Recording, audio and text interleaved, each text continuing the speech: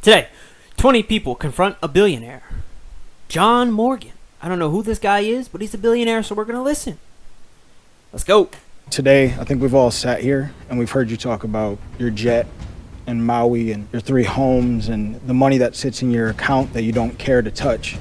What stops you from helping every person in this room that's struggling right now? How do you help them? What do you do? Because you got a private jet, but I had to take off from work today and I'm struggling. I got bills, man. Work more. The fuck? Just because I have money, I'm supposed to help you? I'm John Morgan, the founder of Morgan & Morgan, America's largest injury. Hold up, before this even starts. Oh, this is the Morgan & Morgan guy. Isn't that like an insurance thing? Anyway. What was I going to say? I don't even know. Law firm. And according to Forbes, I'm a billionaire. Ask me anything. Oh, it's a law. My first question is, how much are you currently worth, and how did you amass that amount of money? I'm a lawyer. I went to law school and became a lawyer, but I'm also a serial entrepreneur. I built and operate a chain of attractions across America. That's what I was going to say. If you have arms, legs, not even. If you have a functioning brain, well, I guess you need legs at least. Well, I just fucked it every time. If you have arms, legs, and a brain, you can't be complaining about being poor. You have everything you need. Go work another job. I have Marriott hotels across America. Learn. I built shopping centers. The big part of my wealth has been generated by my law firm, Morgan & Morgan. Well, I don't know exactly how much I'm worth. I used to tell my kids when they were little, when their friends would ask them, are we rich or not? I said, the answer is this: we're comfortable. What do you mean comfortable? Like, you definitely have way more than just being comfortable. You live a luxury life. Do you call being worth $1 billion comfortable? Very.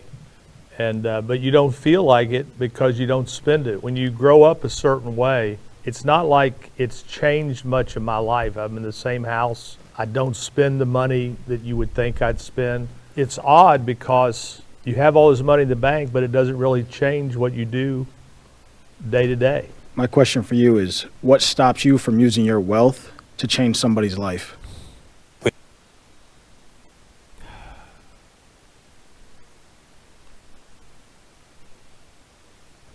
Nothing. Really, dude? Listen, I live 3 places. I live in Florida, I live in Maui, Hawaii, and I live in New Hampshire. But I've taken my wealth. That was the and most done That was the most random New Hampshire? What the fuck is in New Hampshire? Florida, Maui, and New Hampshire. What? things. Like in Florida where I live, I ran a constitutional amendment twice to legalize medical marijuana. I lost the first time, but I won the second time with 72% of the vote. I believe that income inequality is the #1 issue facing America today. The rich are getting richer, the poor are getting poorer. And every day the gulf is getting wider. So what did I do? I ran a constitutional amendment. I spent tens of millions of dollars to raise the minimum wage from $8 an hour to $15 an hour in Florida. That's a doubling of the minimum wage. So I take that money that I make, and I've run those constitutional amendments, and I've put money into food banks and coalitions. But that's not going to change anything.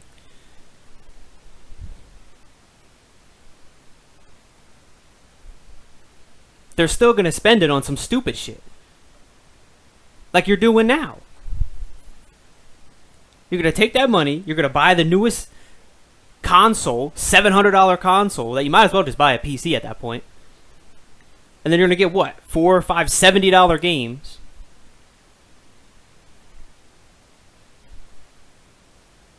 Like, come on. For the homeless, and it's it not going to goes change on and anything. on. And I will tell you this, not to pat me on the back too much about it, because I don't really feel it. I don't really feel it. I was at lunch the other day, and What the this woman fuck walks is up wrong to me. with She says, What the fuck is wrong with people nowadays? What is he? What the fuck is that? What is that?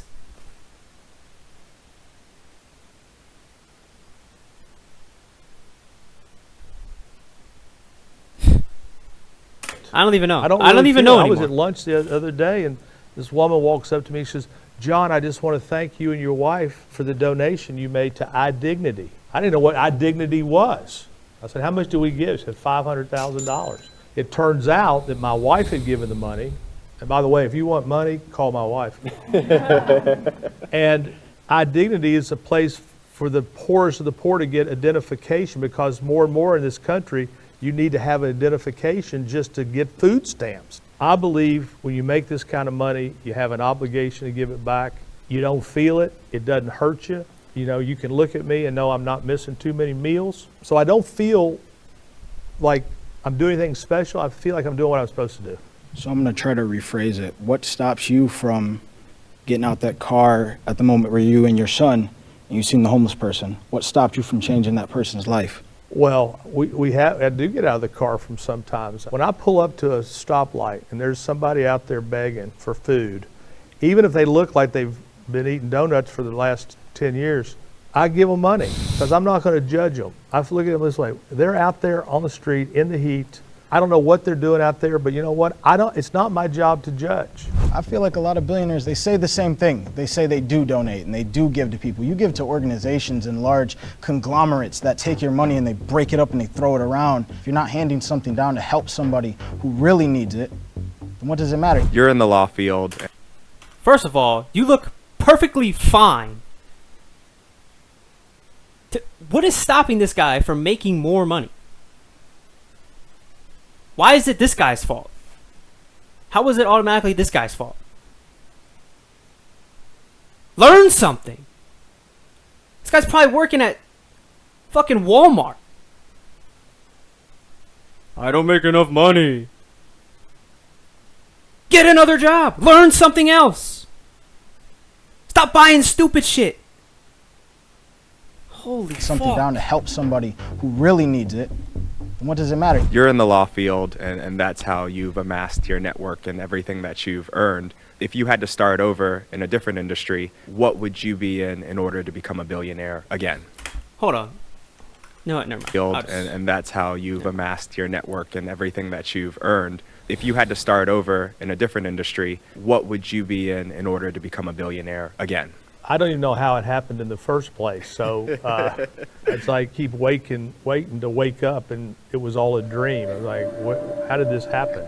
Listen, here's my problem. I suck in math and I suck in science, so there's not many jobs left for me after that. But my gut tells me I want to go to Wall Street and make deals like that. But what I would probably do is stay in the attraction business that I'm in. I love that business because there's no fighting. And I did it as a hobby. I've always thought what I could have done with my attraction and amusement business if I'd had it full time instead of, it was more like collecting stamps than anything, to tell you the truth. So you made some comments about liking capitalism and how much legislation you did for raising the minimum wage for $15 an hour here in Florida. Is there anyone at your law firm or your multiple businesses that you're paying less than $15 an hour now? No. And I wasn't paying less then, because I believe that a living wage is a civil right. I also believe that retaining employees with a living wage and bonuses, it's good for business. I believe by paying more to my employees, I keep them, attrition is lower, and believe it or not, although it sounds backwards, I believe by paying more, I make more, because I keep people, and my people are really all I have. So in your opinion, why aren't other billionaires doing the same thing that you're doing? Well, I think some are and some aren't. A lot of people have to, like once I raised the minimum wage here in Florida, all of a sudden, out of the blue, Universal raised the minimum wage to $15 an hour. I kind of took credit for that.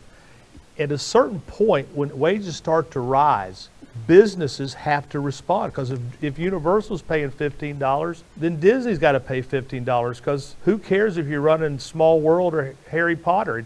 You're looking for a job. So you mentioned a little bit how you've put money into politics and things like that, and in the current political climate in the United States, our government's run by the billionaires, kind of for the billionaires. What do you think the moral role of a billionaire should be within the United States government? By and large, the opposite of what it is. These fat cats got so much money, but they want the tax laws to benefit them. Like, these hedge fund people don't even pay taxes.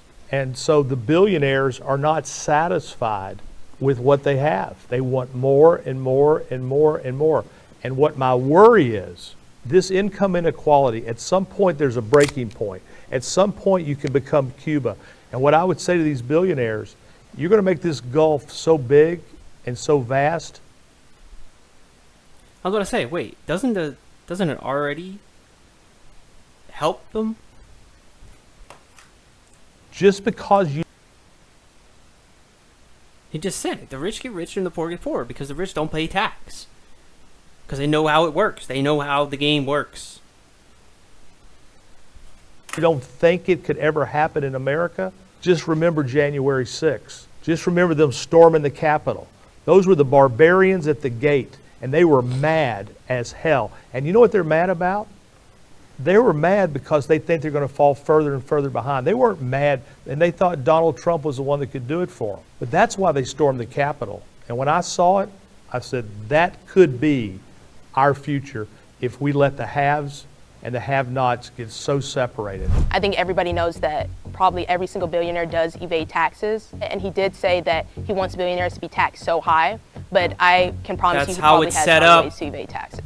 Back in around like 1940s, the tax rate was around like Just don't get it. They 90, just don't get higher it. than 90%, right? Would you be somebody that would advocate to bring back such a high tax rate in order to redistribute the wealth? I don't know about 90% because you got to have some motivation. Listen, I am a capitalist. I believe in capitalism. But I also believe we have to do the most for the most with least. So when you mention capitalism, right? Capitalism is kind of inherently parasitical, right? You're going to always take more from the workers. You're going to put a profit on their labor that they're putting into the business. And I think now we're seeing that capitalism inherently causes these income inequalities. So I think we need to expand those social safety nets. We need to increase taxes on the wealthy in order to allow the poor to enjoy, the things that maybe you enjoyed when you were younger and things like that. Well, look, I agree with you. And I think it's really for these people who are so rich, they're going to lose it one way or the other if they don't. Because look, the thing about, you got socialism and capitalism. Socialism on paper makes a lot of sense. But then you got to count on everybody working.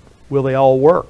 But in the short run, what we're seeing right now with this big, beautiful bill that they're talking about, we're talking about cutting all sorts of benefits to give more money to the rich and dig our country into trillions of more long-term debt. And I look at it and I scratch my head. The rich should be taxed bigger and harder. And so the reason I'm more for capitalism is because if you go to a socialistic country like France. France is not socialist. France is not? No. You look at, let's say China. We'll give China for example. China's not. China's communism. I've been to China. China's not communist. Huh? China's not communist. They're run by the Chinese Communist Party, but they're not. What are they? They're a socialist country. Socialist? Yes. And you Listen, look at their man, infrastructure. hey, you man, look at I've been to their China. wealth inequality, and it's actually pretty good. Have you ever been to China? Have I? No. No. Let me tell you something. It is the most oppressed country I've ever been to. Look, no. China is not oppressed. Look at China. China they have great social safety nets. You need to go to China and watch the people with their heads down. This is a completely different China we're talking about. I'm talking about China today. I'm talking, yeah. Okay, if we're talking about China today, then no. Then you have drank the wrong Kool-Aid. Yeah, I what was the like, fuck is this guy oh, I'm talking the about? only Asian person in the room, so it's like so weird to see somebody kind of like debate about a country that my mom is from. I would have to agree with John more in terms of like China being a communist country. John, I'm a parent, and one of the challenges I have is making arguing sure with the guy, that and he hasn't my even been there. mindset is not my children's mindset. How do you overcome that challenge as a billionaire to make sure your children have their own mindsets? That's hard to do because they live with you and they hear you. The interesting thing about life is you get older, you start listening to your children, you're like, they're stealing all my shit. Isn't that the point? I said that. I did that. But what I used to tell them is this. When you're watching me, take the good parts and leave and the leave bad. the bad parts. And Obviously. the thing I used to tell my kids is the only thing that I want you to be, I don't care what you are other than this, I want you to be a compassionate human being. I want you to put other people first.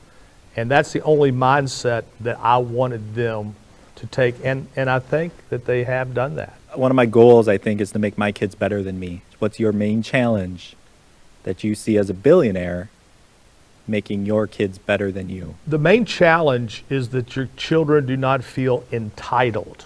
There's nothing worse than an entitled person, somebody who was born with a silver spoon stuck up their butt, and they become the worst person in the world.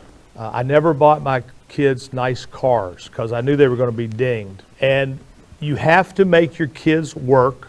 You have to have consequences that are consistent.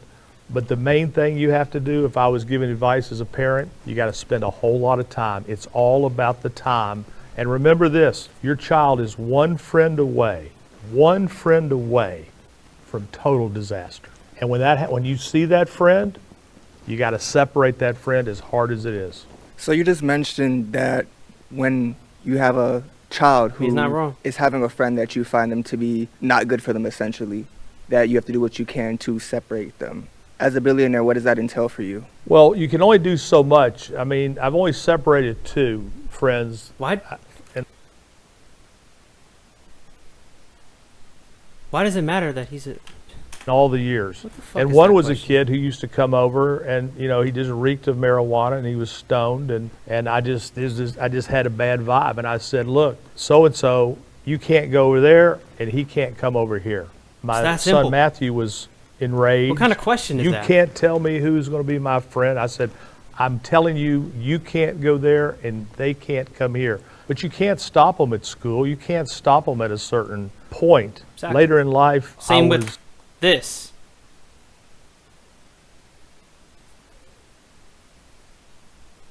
Can't stop them. You can only stop them in the house. Once they leave the house, it's... What are you going to do? justified because that kid that I was worried about ended up in prison. I'm someone who works with youth in Orlando. I spend every moment of my days to coach and develop the youth in Orlando. And I work with at-risk youth. And one of the biggest things that I have seen in Orlando is that since medical marijuana was passed as a bill in Florida, marijuana use has become normalized among the youth and those that are underaged. One of the things that you mentioned earlier is that you didn't allow your son to be friends with someone who smoked pot because he smelled loud and he smoked weed. So why would you advocate for a bill like that to be passed when you kicked someone out of your family's circle who was smoking weed themselves? When my brother was An actual paralyzed, good question. they had him on Percocet, Xanax, and everything else. The only thing that gave him relief, immediate relief, was marijuana. Listen, I believe that marijuana use at an early age fries the mind. I drug tested my children a lot, and my son Matthew failed that drug test a lot. But here's the difference. Would I rather have my brother taking marijuana gummy or opioids, fentanyl? It's a no-brainer. So I don't think marijuana use is on the rise. Let me tell you something. If you want marijuana today, go to any middle school in America. Yep. And we'll have a nickel bag real fast. Yeah. So do you feel that there's an ethical gray area when it comes to use of marijuana or other drugs in the youth or in adults in our country? And do you think that that leads to potentially a ethical gray area for you as a billionaire as it relates to other things in your life? Medical marijuana, no way. Because listen, where I think the unethical conduct is coming from is from the pharmaceutical industry. Marijuana is a plant that was put into earth by God or by nature, and it works. I don't know how it works. I don't know how aloe works, but when you rub aloe on sunscreen, it goes away. So I feel very good morally ethically, every single way about what I did with medical marijuana. And here's the proof in the pudding. 1 million people in Florida have a card, and guess who uses it mostly? People 65 and older. Go to the marijuana stores, look at the marijuana stores, look who's going in. Older people? Why would older people? It ain't kids, it's me. Yeah, so I'm still really confused about the marijuana thing. I feel like with a lot of billionaires, they do want to care for people, but they really don't want them around them. So that's what I feel that you feel with the marijuana. You're fine with people growing it, you're fine with people doing whatever. But right when it's in your house, you don't really care about the person. You want them not around you or your family. I'd take a gummy every night. It's in my house what are you talking about? Then why did you kick the person out of your house? He was a kid who I thought was, not just that he reeked of marijuana, he was a kid who I thought was bad news. I didn't think that he was smoking marijuana. I thought he was selling marijuana. Look, I think all of Matthew's friends smoke marijuana, and so that wasn't the issue. The issue was this guy might be a criminal. This guy is a bad influence. So don't take it the wrong way. Okay, so you kind of briefly talked on like for-profit CEOs and things like that. I was just kind of hoping to hear your take on the current state of healthcare and what recently occurred with their CEO. Before I answer that question, I want to go back to the coach's question about marijuana, just so everybody understands where I stand. If John Morgan was king, I'd legalize marijuana all over the country, and I'd let you grow it at your house. So that's how I feel about marijuana. As far as the health care, think about this for a minute. There's only one place that we go ever, and we never ask what it cost. When you go to get your hair cut, what's the cost? When you go to buy a candy bar, what's the cost? When you walk into a hospital, none of us ever ask what it's going to cost. You can get a Tylenol pill over here for $20. It could be $1 at the other hospital.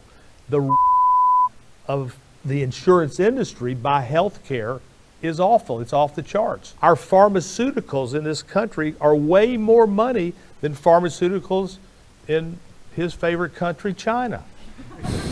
And so you've got the health care where we don't ask what things cost, and then you got insurance companies who are fighting health care, and they're trying to gouge, the hospitals are trying to gouge, the insurance companies are trying to not be gouged, they're fighting, and guess who's stuck in the middle?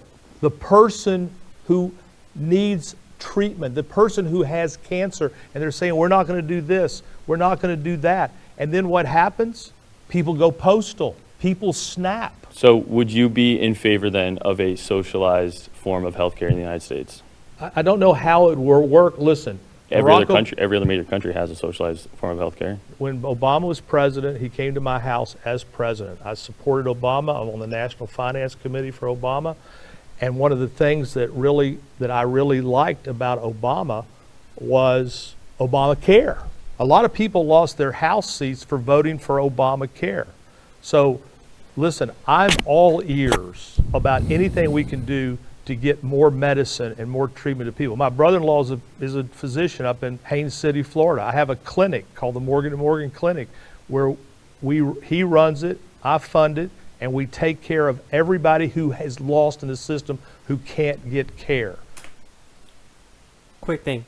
You won't need any 90% of medications if you just eat right and be active, somewhat active every day. Simple as that. How do you deal with profiting over other people's injuries in your law firm? Every business is in business to make a profit. If you don't have a profit, you don't have a business. On the other side of me and on the other side of my clients are insurance companies. Insurance companies do this. They take in premiums and they try not to pay claims. When they try not to pay claims fairly, that's when I'm hired. When I'm hired, the people who are hiring me cannot afford a lawyer by the hour. And the insurance industry, they live in this world. Deny, delay, defend. Their job is to never be fair with you. The people who come to me at their time of need are people who've had something taken from them. The business I'm in is being the key to the courthouse for people who can't afford it, taking all of the risk, and believe me, I've lost some cases where I've written off millions of dollars. But at the end of the day, the only thing between me and them getting a fair shake from the insurance industry is what we do, which is take them to trial. So I never even realized it could be this lucrative until I got in it. But I've also scaled it in such a way that most personal injury firms are like, one-trick ponies in one city. I built mine throughout the entire United States, and by having the scale that I have, my profit got a lot bigger. You have mentioned before that you make money off of people's injuries and stuff like that. Do you think it's ethical to, I don't want to say take advantage of people, but take advantage of people when they're most vulnerable? I think what I do is highly ethical. I think that the insurance industry is very unethical.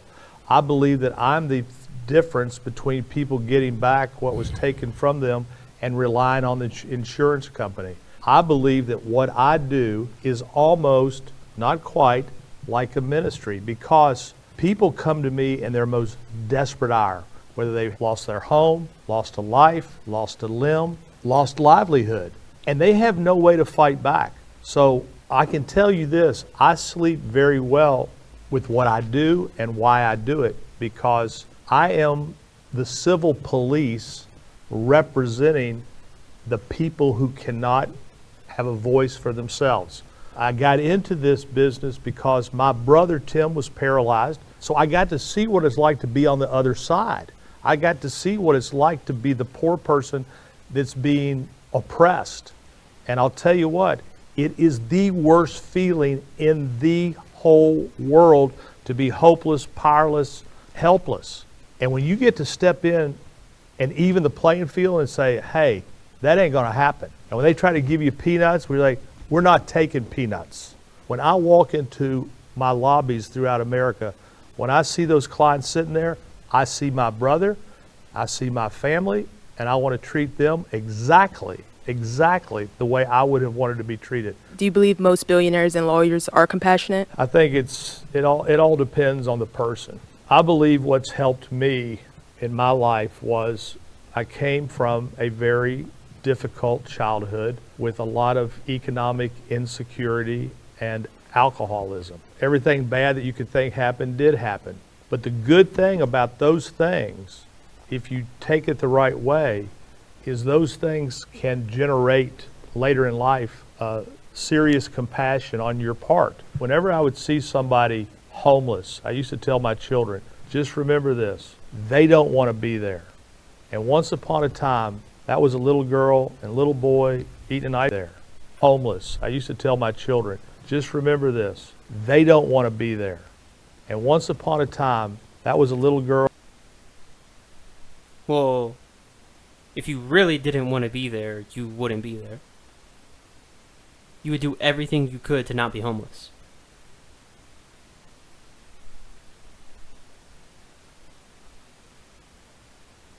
Am I wrong? And little boy eating an ice cream cone, swinging, having the time of their life. And they don't want to be there. And don't judge them because we don't know how they got there. John, how do you care for your clients when you're done with them? I know your motto is for the people, but it seems like it's only for the client. Up until a certain point, the award is won, the case is closed. How do you take care of your people after you're done with them? Here's how I take care of the people. I change conduct. I just got a big verdict against Takata airbags down in Miami a few weeks ago. I can promise you this, because of my cases, Takata is changing their conduct. I'm one of the lawyers on the opioid cases. These pharmaceutical companies were killing us. That's not happening anymore. I have cases against the tobacco industry. The tobacco industry is in the business of premeditated murder. These are evil, evil, evil companies. Oh, that's a plane going by. And That so was in the video. for the people, not my clients and people, the people who I'll never represent, the people who will never know me, I'm changing conduct. My question to you, throughout law school, I heard a lot that lawyers are the reason why insurance costs so much and is expensive. So what is your take on that? Well, you heard that from the insurance industry. There's been tort reform after tort reform all across America. And you know why they have this, what's called tort reform? To take away your rights, my rights, their rights. They say, we're going to take certain rights away from you, and your rates are going to go down. But here's what's never happened. They've never tied one of those bills to a mandatory decrease of insurance premiums. These insurance companies take premiums in, they make bad investments, and then they say, oh, the lawyers are causing us to make bad investments. No, the lawyers aren't the problem. The insurance companies who run their companies poorly are the problem, and they just want bigger profits. And by the way, when you go home, Google their profits. Google what their CEOs are making. They're not hurting. They're making a lot of money. If you lost all of your wealth tomorrow, what would be your next step in this struggling economy? Do you think you could pull it off? Do you think you could be just as successful? I think if I did this again, I would not 100%. be this successful. This has been a series of left turns and right turns, and all of a sudden you end up here. I'm not arrogant enough. I believe that 99% of what's happened to me is luck or blessings or whatever you want to call it. I'm a pastor, and 99%? one of the core tenets of many faith systems in the Okay. world is a Okay. rejection of Really, possessions and wealth. Really? Do you feel like you had to sacrifice? 99% luck that you're a billionaire? I mean, come on. So you just wung everything. You were just like, fuck it. I'm gonna just start some law firm and just, I don't know what the fuck I'm doing. I'm just gonna do shit. Come on. Obviously there's luck, but it's like 30%. Not fucking 99. Part of What? yourself or your faith or your family to be able to get where you are today? 100%. Not at all, because my faith has been at the forefront of everything I've done. It's the teachings from my faith guide me not only in my life, but in my business life. I thought this was. And I read the those question wrong. lessons are fairly clear to me. Do I think I need to take a vow of poverty? I don't think so. If I'd done that, I would have been a Catholic priest. So no, I have never found a conflict in making money in my faith.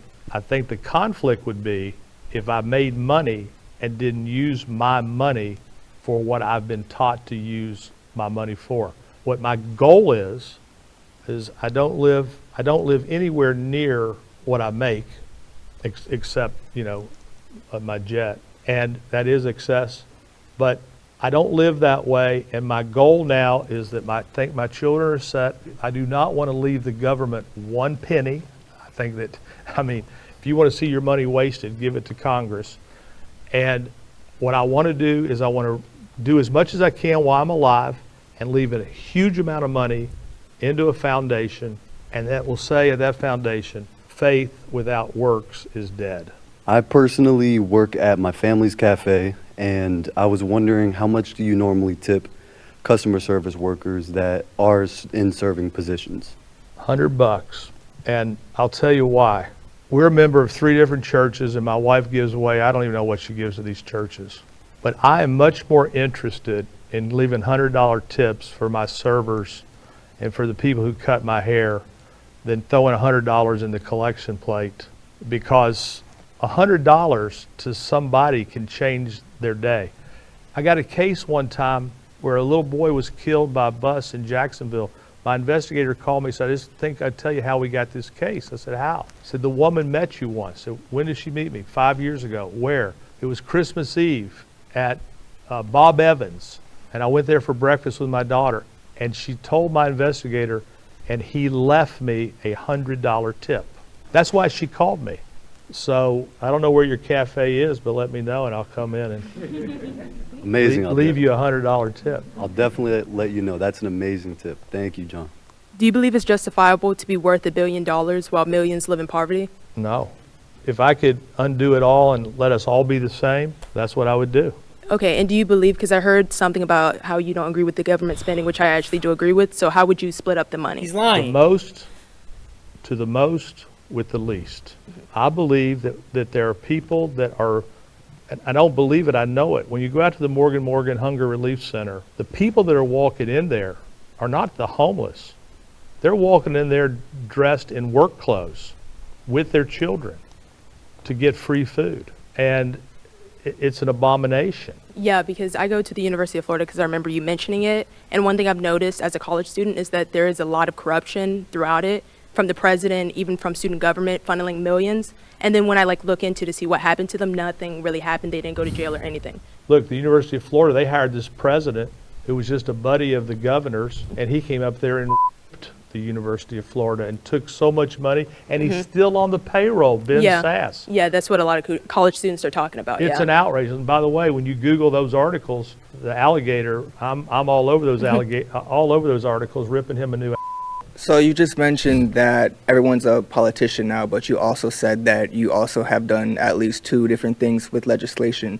So would you consider yourself to also be a politician? Sorta.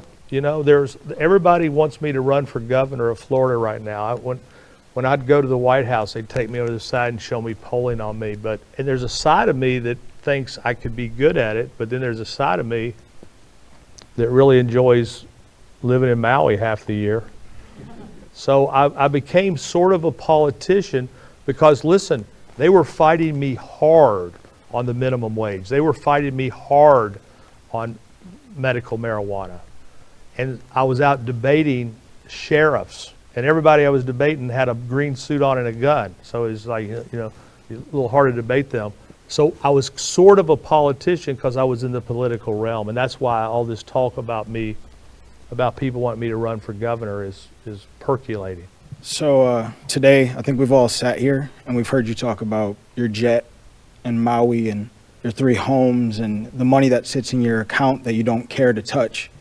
I think we all have experienced at some point in time that moment that you talked about as a kid, sitting there hoping and praying that somebody would help you. So I guess my question that you didn't really answer, you just told me how much you have. What stops you from helping every person in this room that's struggling right now, that can't pay a bill, had to miss out on work? How do you help them? What do you do? Because you got a private jet, but I had to take off from work today, and I'm struggling. I got bills, man. And I'm not begging for money, but I'm saying, what stops you from being able to go and help us and change our lives? Because let me give you 100 while we're here. Thank you. He got what he wanted. Marijuana. No, I don't smoke. At I the don't middle drink. school. No, man. Nothing stops me. Listen, here's how I look at it. I went to a religious retreat one time under duress. It was called a Crescio. And I thought it was going to be a bunch of bullshit, and it was basically a bunch of bullshit. But at the very end, it all came down to one thing that I took from that meeting. And here's what I took. I can't change the whole world. I would love to be able to. But the phrase that I took from that Crescio weekend was, bloom where you're planted. What does that mean? That means I can't solve hardly anything. But every once in a while, I'll get a God whisper, somebody asking. Then I think back to that Crescio, and it's like, bloom where you're planted. And I feel like at this moment, that's what I'm being asked to do. And I can only do so much. I'm trying to manage my money so that at the end of it all, it can have the greatest bang for its buck. You know, if I'm being completely honest, I'm not sure if there's anything that would have been a perfect answer, just because he's really good at talking to you and he's a likable guy. And he's soft in the eyes, so it's easy for him to get you on his side. So I don't know if there's anything he could have said that would have completely changed my mind. But I think showing your actions, he handed me $100, but there were people in the room had told their stories throughout the day. And with a wad of cash in your hand, you could shut me up, but he could have given it to everybody. He could have shown in that moment that he has the power to change your life, and he could try to change your life. Even if it's a small amount, it's better than nothing. And he didn't really do that. Because it's on you. It's not his fault that you're poor. How is it his fault?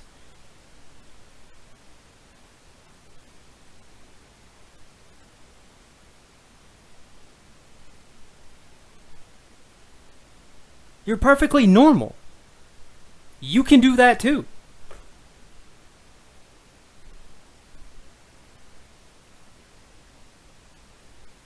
This guy just has a doomer fucking mindset. There was a quiet desperation, a little bit of a worry about the future. It's your and fault a that little I don't have money. resentment You could help about people who have instead of money. him fucking But doing I it think himself. billionaires are inherently parasitical to society as a whole. No matter how they accumulated that wealth, they're always going to be profiting off of the backs of people who are doing the work. In his case, he's the better of He's evil sitting over system. there begging for money, got $100 that he didn't have to give him, And he's still, oh, you could have gave it to everybody else too. They weren't asking, you were. Fucking weirdo. Them in general, while he is helping injured people get the You can ask settlement this that guy they feel any they question deserve, you want, and he you is still profiting off of advocating for that injury. I'm of the volition that there's nothing wrong with billionaires. I am a rabid capitalist, and I know John talked about that a lot, but that is who I am. That is my background. I think that if you have a financial wealth, yes, you should definitely do good things with it, and you need to help the people around you. That's just moral code. But I don't believe that billionaires are inherently bad, or they're out to prove world domination or something of the sort like that. I think a lot of the There you go. questions A normal are gonna help person. me reflect on those questions and what I should and am doing. Alright, well, that's the end of the video. Let me know what you guys think in the comments. Was I wrong about anything? Was John Morgan wrong about anything? Let me know.